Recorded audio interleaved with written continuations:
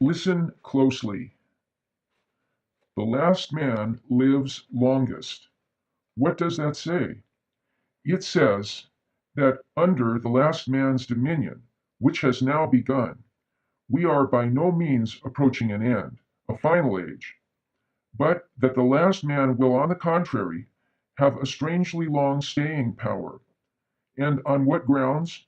Obviously, on the grounds of his type of nature, which also determines the way and the how in which everything is and in which everything is taken to be.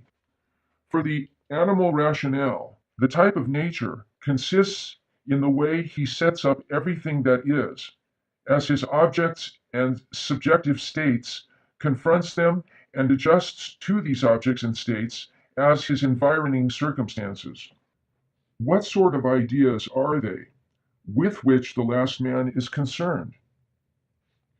Nietzsche says it clearly, but he does not discuss further what he says in the way in which we now raise the question.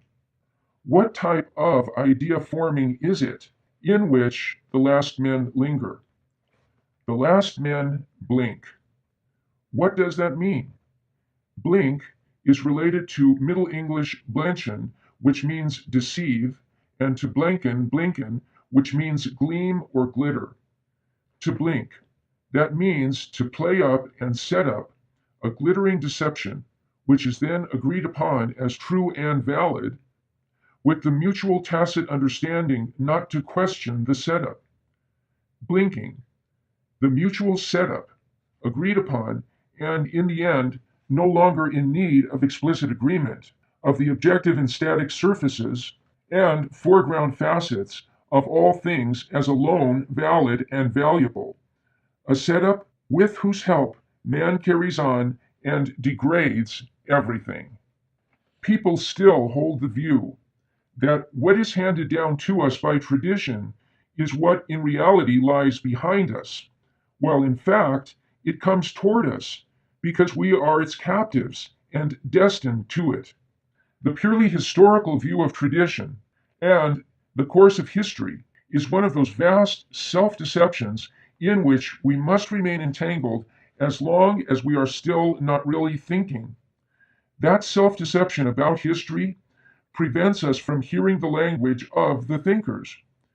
We do not hear it rightly because we take that language to be mere expression, setting forth philosophers' views, but the thinker's language tells what it is.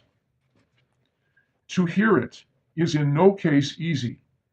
Hearing it presupposes that we meet a certain requirement, and we do so only on rare occasions. We must acknowledge and respect it. To acknowledge and respect consists in letting every thinker's thought come to us as something in each case unique, never to be repeated, inexhaustible, and being shaken to the depths by what is unthought in his thought. What is unthought in a thinker's thought is not a lack inherent in his thought. What is unthought is there, in each case only as the unthought. The more original the thinking, the richer will be what is unthought in it. The unthought is the greatest gift that thinking can bestow. But to the commonplaces of sound common sense, what is unthought in any thinking always remains merely the incomprehensible. And to the common comprehension, the incomprehensible is never an occasion to stop and look at its own powers of comprehension, still less to notice their limitations. To the common comprehension, what is incomprehensible remains forever merely offensive, proof enough to such comprehension which is convinced it was born comprehending everything, that it is now being imposed upon with an untruth and sham. The one thing of which sound common sense is least capable is acknowledgement and respect. For acknowledgement and respect call for a readiness to let our own attempts at thinking be overturned again and again by what is unthought in the thinker's thought. Someone who knew better, Kant, here spoke of a falling down, but no one can fall down who does not stand upright, and standing upright walks, and walking stays upon the way. The way leads necessarily into face-to-face converse with the thinkers. It is not necessarily here, however, to conceive of this converse historically. For instance, if we were to give out grades by the standards of the history of philosophy, Kant's historical comprehension of Aristotle and Plato would have to get a straight F. Yet, Kant, and only Kant, has creatively transformed Plato's doctrine of ideas. One thing is necessary, though, for a face-to-face converse with the thinkers: clarity about the manner in which we encounter them. Basically, there are only two possibilities: either go to their encounter or go to counter them. If we want to go to the encounter of a thinker's thought, we must magnify still further what is great in him. Then we will enter into what is unthought in his thought. If we wish only to go counter to a thinker's thought, this wish must have minimized beforehand what is great in him. We then shift his thought into the commonplaces of our know-it-all presumption. It makes no difference if we assert in passing that Kant was nonetheless a very significant thinker. Such praises from below are always an insult. Everything Nietzsche offers to our thought looks largely as if it were perfectly obvious, but that is pure illusion. We of today, despite our interest in metaphysics and ontology, are scarcely able any longer to raise even the question of the being of beings, to raise it in a way which will put in question our own being, so that it becomes questionable in its relatedness to being, and thereby open to being. Conversely, a presentation of Nietzsche's doctrine of the being of beings could never undertake to treat his doctrine of the Superman as merely incidental, still less push it aside as a position he presumably abandoned. Every philosophical, that is, thoughtful doctrine of man's essential nature is, in itself alone, a doctrine of the being of beings. Every doctrine of being is, in itself alone, a doctrine of man's essential nature. But neither doctrine can be obtained by merely turning the other one around. Why this is so, and generally the question of this relation existing between man's nature and the being of beings, this is, in fact, the one single question which all traditional thinking must first be brought face to face. A question which was still unknown even to Nietzsche, but it is a question of abysmal difficulty simply because our seemingly correct posing of the question, in fact, muddles the question fundamentally. We ask what the relation is between man's nature and the being of beings, but as soon as I thoughtfully say man's nature, I have already said relatedness to being. Likewise, as soon as I say thoughtfully being of beings, the relatedness to man's nature has been named. Each of the two members of the relation between man's nature and being already implies the relation itself. To speak to the heart of the matter, there is no such thing here as members of the relation, nor the relation as such. Accordingly, the situation we have named between man's nature and the being of beings allows no dialectical maneuvers in which one member of the relation is played off against the other. This state of affairs, not only that all dialectic fails in this case, but that there is simply no place left for a failure of this kind, is probably what is most offensive to today's habits of idea forming and most unsettling to the skilled acrobats of its empty astuteness. I quote the first and the last sentence from which the autobiography which the 19-year-old Nietzsche wrote. Quote, I was born as a plant near the churchyard, as a man in a pastor's house. Unquote. The last sentence reads, quote, thus, man grows out of everything that once embraced him. He has no need to break the shackles. They fall away unforeseen when a God bids them. And where is the ring that in the end still encircles him? Is it the world? Is it God? Unquote. So that was from Part 1, Lecture 7, and here are excerpts from Part 1, Lecture 8. The particular manner of the last man must consist in a particular manner of forming ideas. Nietzsche calls it blinking. All forming of ideas is itself a kind of blinking. The blinking is a consequence of the modern age, which is not ending now, but only just beginning, since the being that prevails in it is only now unfolding into the predestined totality of beings. Yet, despite this invention of happiness, man is driven from one world war into the next. With a wink, the nations are informed that this peace, which eliminates war, can be secured only by war. We launch a peace offensive whose attacks can hardly be called peaceful. War, the securing of peace, and peace, the elimination of war. How is peace to be secured only by what it eliminates? Something is fundamentally out of joint here, or perhaps it has never yet been in joint. Meanwhile, war and peace are still like two sticks that savages rub together to make fire.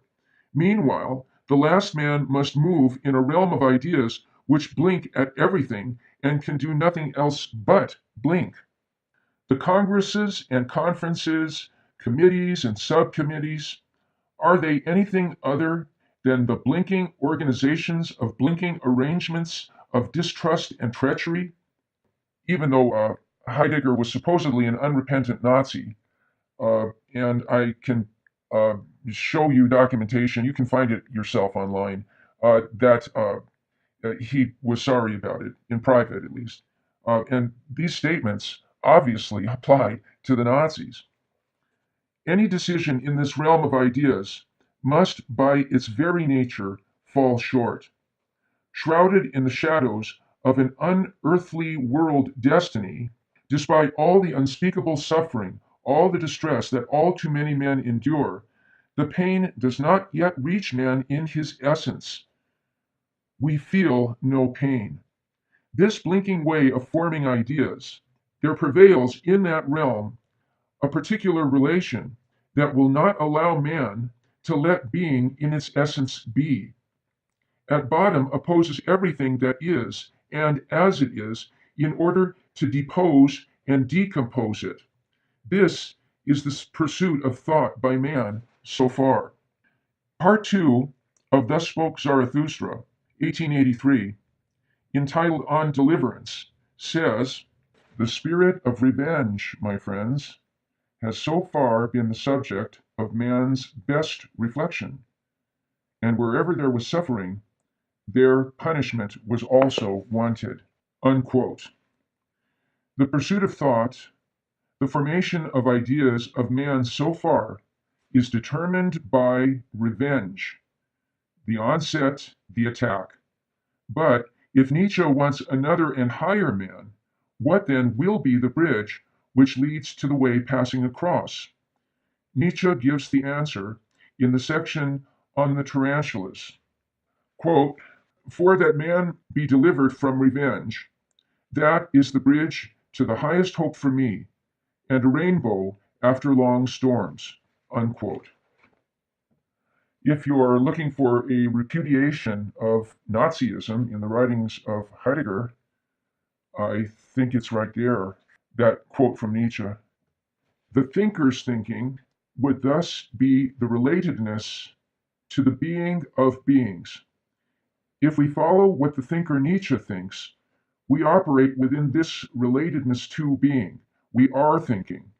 To say it more circumspectly, we are attempting to let ourselves become involved in this relatedness to being. We are attempting to learn thinking. What for Nietzsche is the bridge to the highest hope, to the essential form of man who goes beyond man so far?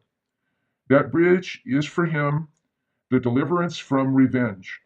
According to Nietzsche, the spirit of revenge marks man as he is so far, most completely the last man. And how many movies, feature films have you seen recently, particularly, thrillers and adventure films that are not about revenge? Some of them are pretty good, actually, but, that's largely the theme. However, the overcoming of vengefulness is patently a separate problem which concerns moral conduct, the morality of man's behavior and attitude. The discussion of vengefulness and its overcoming belongs to the field of ethics and morals. How then are we, who are pursuing this separate question of revenge and its overcoming, how are we supposed to be dealing with Nietzsche's thought proper, that is, with the relatedness to being? The question of revenge and its overcoming is no doubt important, but still it is quite remote from the question of what is. The question of revenge is, after all, not the question of being. Let us see. Let us learn thinking. Okay, now we're going into lecture 9, also still in part 1. Nietzsche's thinking focuses on deliverance from the spirit of revenge.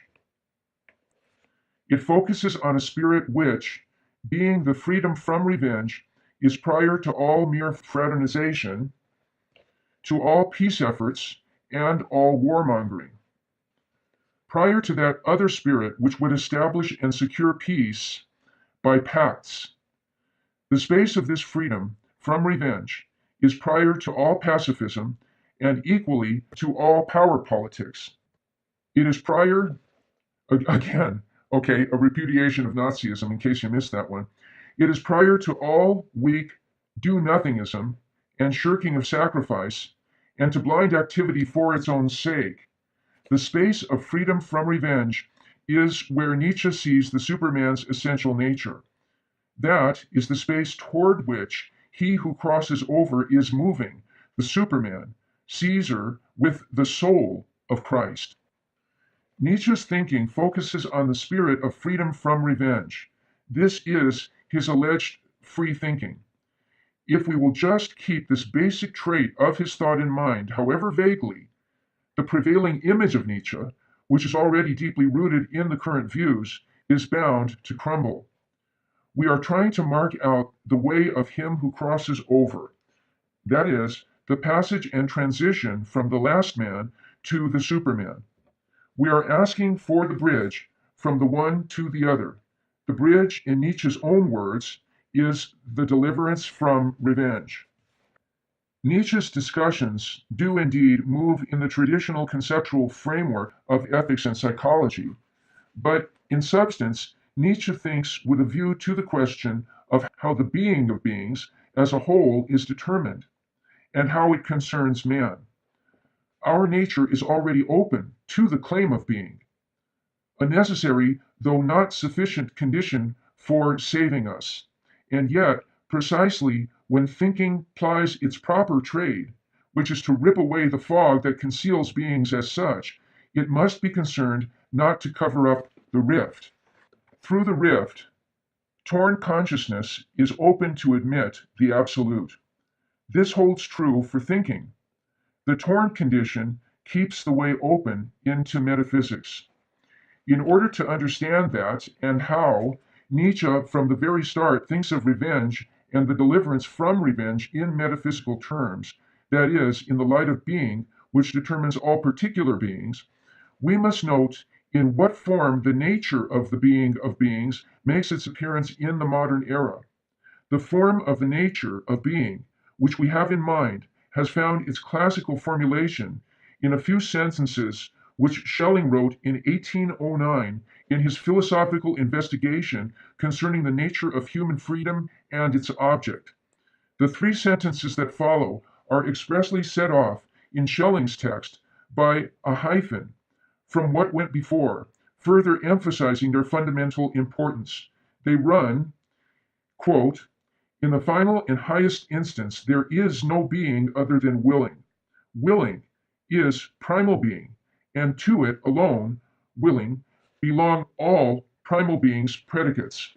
being unconditioned, eternity, independence of time, self-affirmation. All philosophy strives only to find this highest expression. Unquote. Being, Schelling finds, in most perfected form in willing. The will in this willing does not mean here a capacity of the human soul, however. The word willing here designates the being of beings as a whole.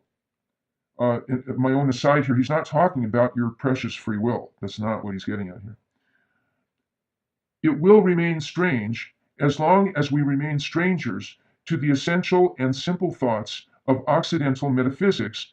In other words, as long as we do not think those thoughts, but merely go on forever reporting them. Schopenhauer names and intends the same thing when he thinks of the world as will and idea. And Nietzsche thinks the same thing when he defines the primal nature of beings as the will to power. What this appearance of being as will points to is something that cannot be found out by any amount of scholarship. Only the inquiry of thought can approach it, can keep it thoughtfully in mind and memory.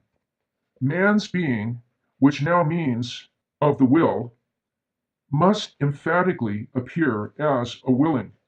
But what representational ideas can we form of what in a way is no longer and yet still is? What ideas can we form of that which was? At this it was idea and its willing take offense. All willing, being what it is, always wills forward and is always foiled by the bygones that lie fixed firmly in the past. Thus the it was is revolting and contrary to the will. That is, the will suffers from itself. Willing appears to itself as the suffering from the it was, as the suffering from the bygone, the past. But what is past stems from the passing. The will, in suffering from this passing, yet being what it is precisely by virtue of this suffering, remains in its willing captive to the passing. Thus, will itself wills passing. It wills the passing of its suffering, and thus wills its own passing. The will's revulsion against every it was appears as the will to pass away, which wills that everything be worthy of passing away. The revulsion arising in the will is then the will against everything that passes. Everything that is which comes to be out of a coming to be and endures. Hence, the will is the sphere of representational ideas which basically pursue and set upon everything that comes and goes and exists in order to depose, reduce it in its stature, and ultimately decompose it. This revulsion within the will itself, according to Nietzsche, is the essential nature of revenge. Quote, this, yes, this alone is revenge itself. The will's revulsion against time and its it was, unquote, from Thus Spoke Zarathustra. Revenge, however, never calls itself by its own name, least of all when it is in the act of taking revenge. Revenge calls itself punishment. By this name, it endows its hostile nature with the semblance of right and justice. It covers its revolting nature with the semblance that is meting out well-deserved punishment. Quote, punishment, that is what revenge calls itself. With a lying word, it counterfeits a good conscience, unquote, from Zarathustra again. This is not the place to discuss whether these words of Nietzsche on revenge and punishment, revenge and suffering, revenge and deliverance from revenge, represent a direct confrontation with Schopenhauer, and indirectly one with all world-denying attitudes. We must turn our attention elsewhere to see the full implications of his thoughts about revenge, and to understand where Nietzsche is really looking for deliverance from revenge. Then we shall be able to see within what limits Nietzsche's thinking about revenge is moving. In that way, the realm of his thinking as a whole will emerge more distinctly. Then it is bound to become clear in what way Nietzsche, while speaking of revenge, thinks about the being of beings as a whole. It is bound to become clear that Nietzsche does, in fact, think of nothing else than the being of beings when he thinks of the spirit of revenge and of deliverance from revenge. And if all this is so, then Nietzsche's question about revenge, rightly thought through, will lead us to the fundamental position of his thought, that is, into the heart and core of his metaphysics. Once we reach that heartland, we are in the realm from which the words were spoken, the wasteland grows. Now, if the spirit of revenge determines all thinking so far, and this thinking is essentially a forming of ideas, then a long perspective is bound to open up on the nature and essence of representational ideas. We shall have an open view of the area in which thinking so far is moving, even Nietzsche's own thinking. In order to see how far Nietzsche's thought about revenge carries metaphysically, or rather, how far it is carried, we must note how he sees and defines the nature of revenge. Nietzsche says, this, yes, this alone is revenge itself, the will's revulsion against time and its it was. End quote. That a description of revenge should stress what is revolting and refractory in revenge, and thus runs counter to the will, seems to be in the nature of the case. But Nietzsche's thought goes further. He does not say simply revenge is revulsion, just as we might describe hatred as refractory and detracting. Nietzsche says revenge is the will's revulsion. We have since noted that will, in the language of modern metaphysics, does not mean only human willing, but that will and willing are the name of the being of beings as a whole. Nietzsche's description of revenge as the will's revulsion brings revenge into relatedness with the being of beings. That this is so becomes fully clear when we note what it is that the will's revulsion turns against. Revenge is the will's revulsion against time and its it was. At first and second reading, and even still at a third reading, this definition of the essential nature of revenge will strike us as surprising, incomprehensible, and ultimately arbitrary. In fact, it must. It must do so, as long as we overlook first the direction which the word will indicates here, and then what the term time here means. But Nietzsche himself gives an answer to the question how he conceives time's essential nature. He says, revenge is the will's revulsion against time and its it was.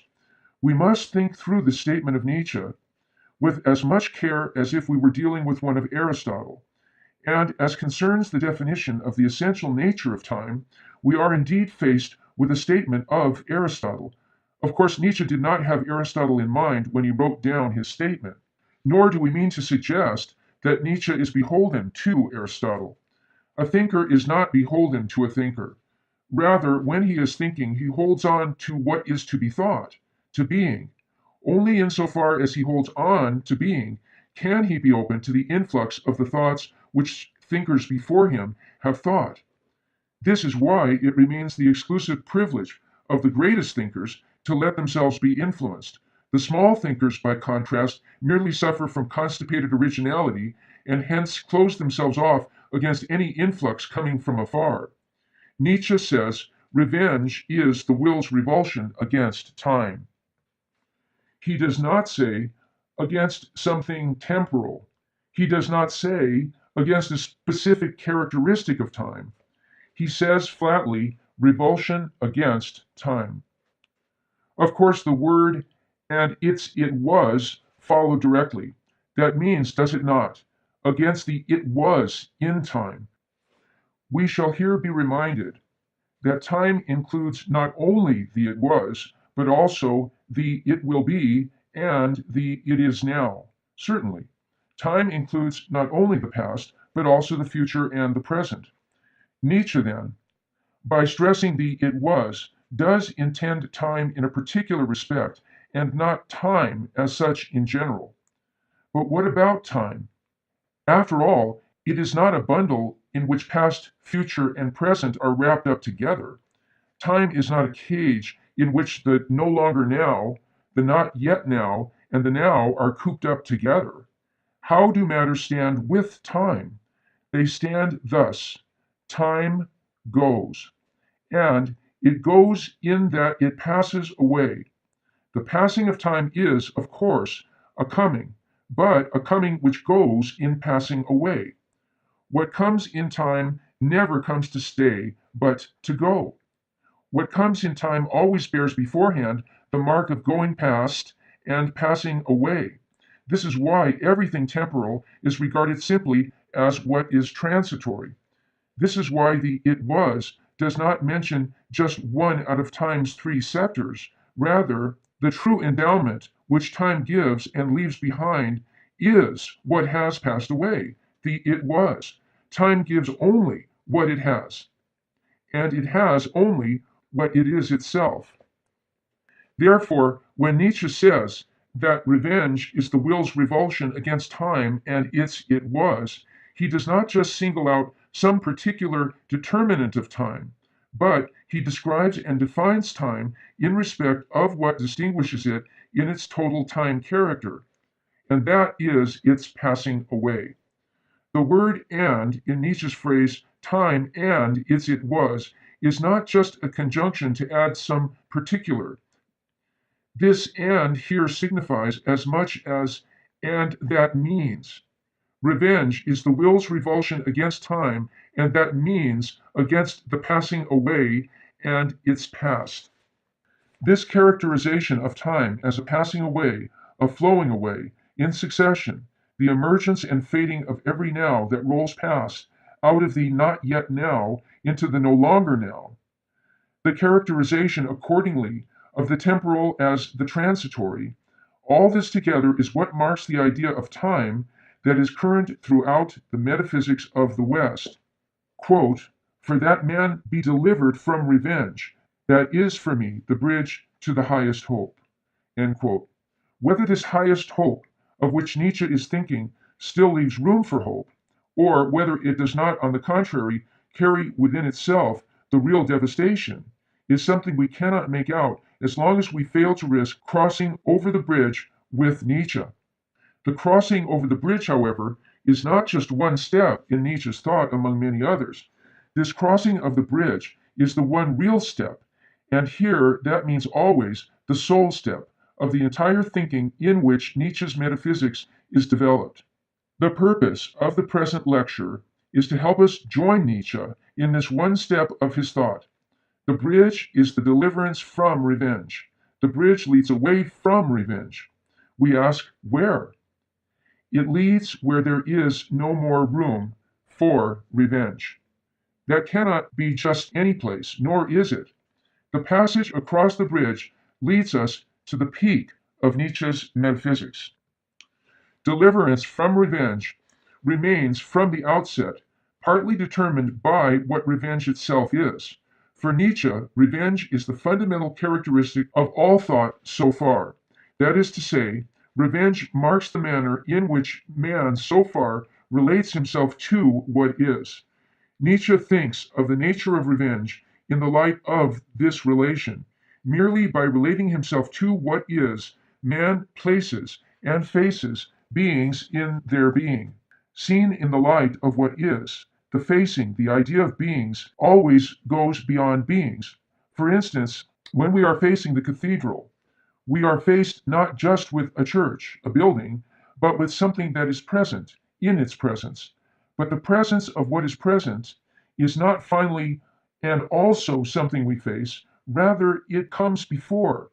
Prior to all else, it stands before us, only we do not see it, because we stand within it.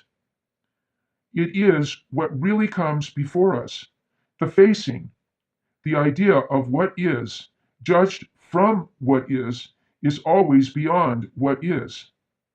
That is the simple, and thus inexhaustible, meaning of all Greek thought. The idea of what is in itself metaphysical. When Nietzsche thinks of revenge as the fundamental characteristic of the way ideas have been formed so far, he thinks of revenge metaphysically, that is, not only psychologically and not only morally. In modern metaphysics, the being of beings appears as the will. Willing is primal being, says Schelling. Among the long-established predicates of primal being are eternity and independence of time.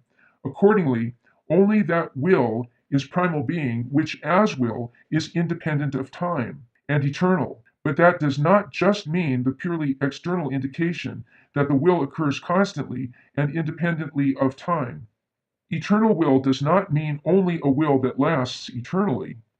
It says that will is primal being only when it is eternal as will, and it is that when, as will, it eternally wills the eternity of willing. The will that is eternal, in this sense, no longer follows and depends on the temporal in what it wills or in its willing. It is independent of time, and so it can no longer be affronted by time. Revenge, says Nietzsche, is the will's revulsion. What is refractory in revenge, what is revolting in it, is not, however, accomplished merely by a willing. Rather, it is above all related to the will, in metaphysical terms related to particular beings in their being. That this is so becomes clear when we give thought to what it is against which the revulsion of revenge revolts. Nietzsche says, revenge is the will's revulsion against time, and it was. What does time mean here? Our closer reflection in the preceding lecture had this result. When Nietzsche, in his definition of the essential nature of revenge, mentions time, his idea of time is that by which the temporal is made the temporal. And what is the temporal? We all know it without much cogitation. We are unmistakably reminded of what it is when we are told that someone's time was up. The temporal is what must pass away, and time is the passing away of what must pass away.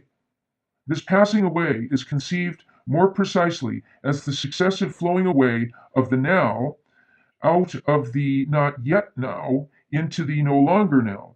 Time causes the passing away of what must pass away, and does so by passing away itself. Yet it itself can pass away only if it persists throughout all the passing away. Time persists, consists in passing. It is in that it constantly is not. This is the representational idea of time that characterizes the concept of time, which is standard throughout the metaphysics of the West. Continuing with Lecture 10, still in Part 1, Excerpts. What is the origin of this long familiar idea of time as that which passes away, the temporal as what must pass away? Did this definition of time drop out of the sky like an absolute? Is it obvious merely because it has been current for so long? And how did this idea of time gain currency? How did it get into the current of Western thought? All metaphysics leaves something essential unthought, its own ground and foundation. This is the ground on which we have to say that we are not yet truly thinking. Metaphysics asks, what is being, the being of beings? What of time is truly in being? What of time has being? Metaphysical thought has already decided for itself that the word being means being present. The momentary fugitive now, rising out of the not yet now and falling away into the no longer now. Such reckoning is the surest way to lose essential time, and so to have always less time. Time reckoning began at that moment when man suddenly became unrestful because he had no more time. That moment is the beginning of the modern age. What in time is in being present, the now of the given moment, but each now is in its present being by virtue of its passing. Future and past are not present. They are something of which we may never say simply that they are being present. According to Aristotle, therefore, the future and the past are something that lacks presence. We regard it as self-evident. All metaphysics sees time in the sense of passing away.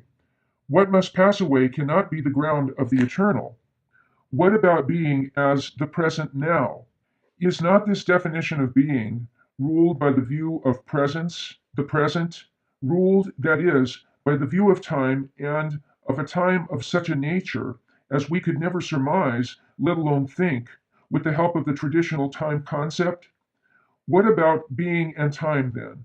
Must not one as much as the other, being as much as time, must not both become questionable in their relatedness, first questionable and finally doubtful?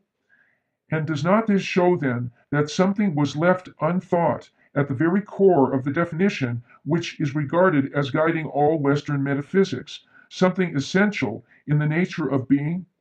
The question being and time points to what is unthought in all metaphysics. Metaphysics consists of this unthought matter.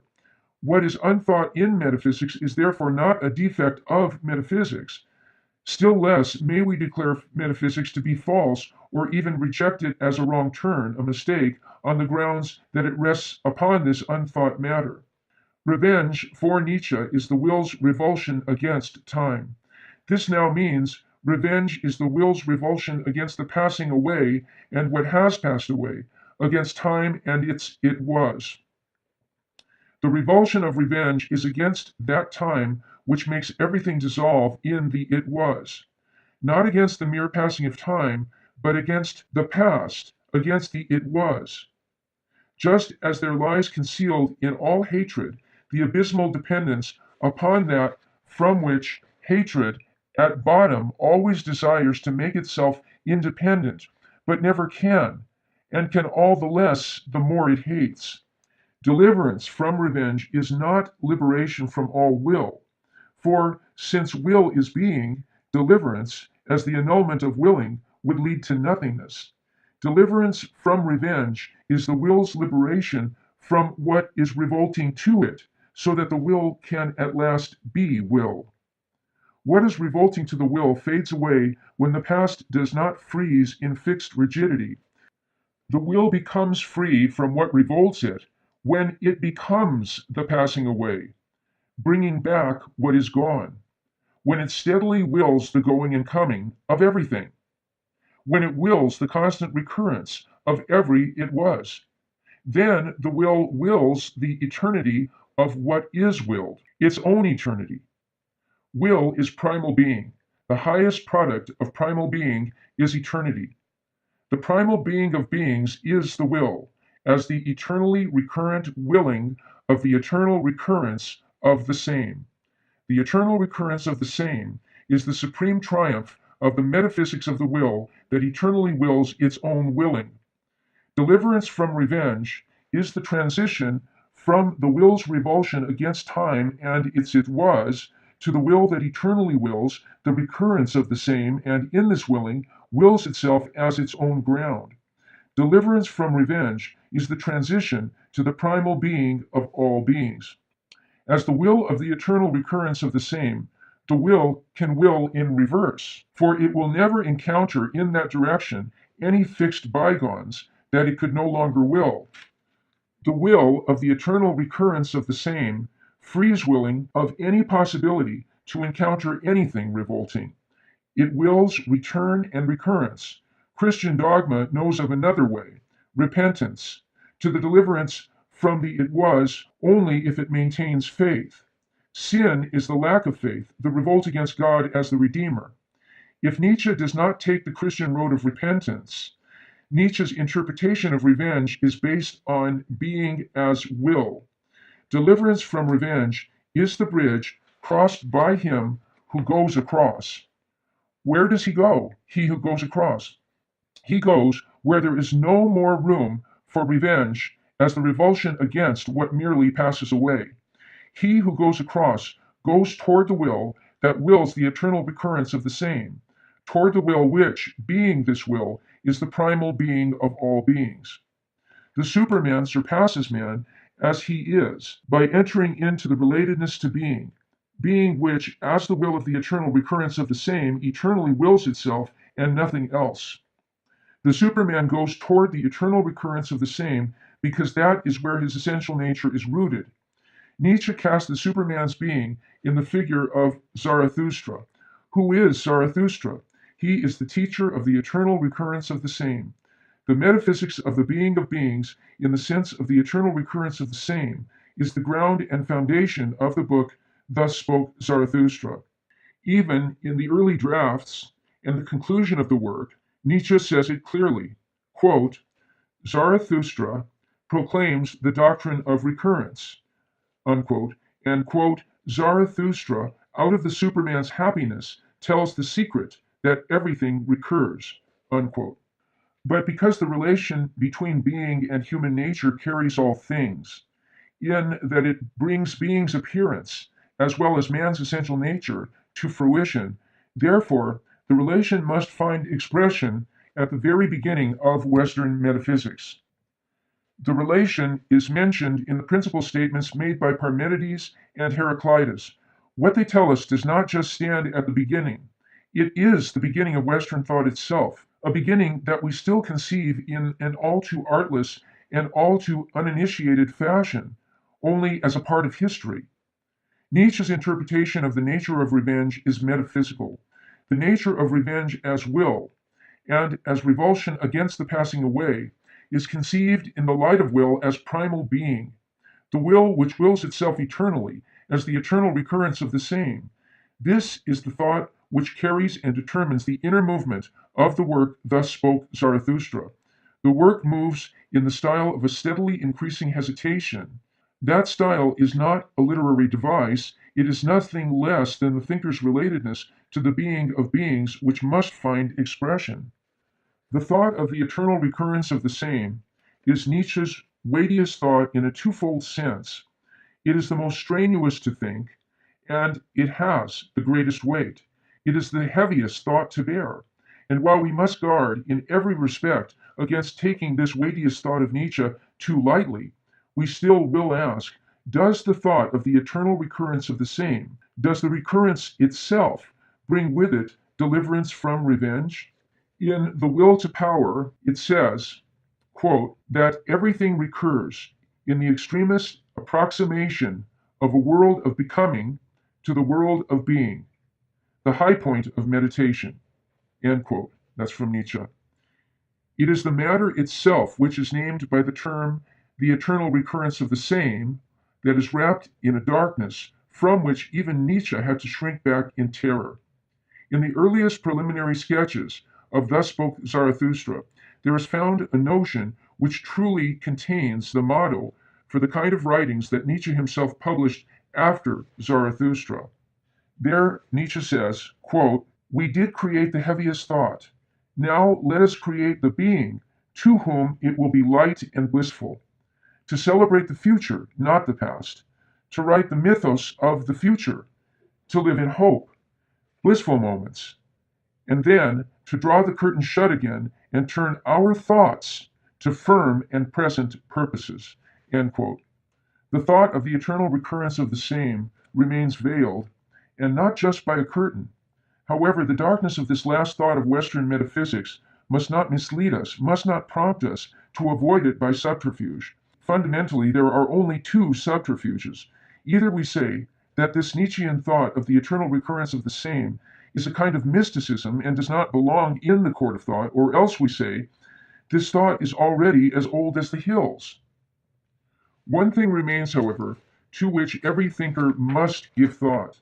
Nietzsche's attempt to think the being of beings makes it almost obtrusively clear to us moderns that all thinking, that is, relatedness to being, is still difficult. Aristotle describes the difficulty as follows.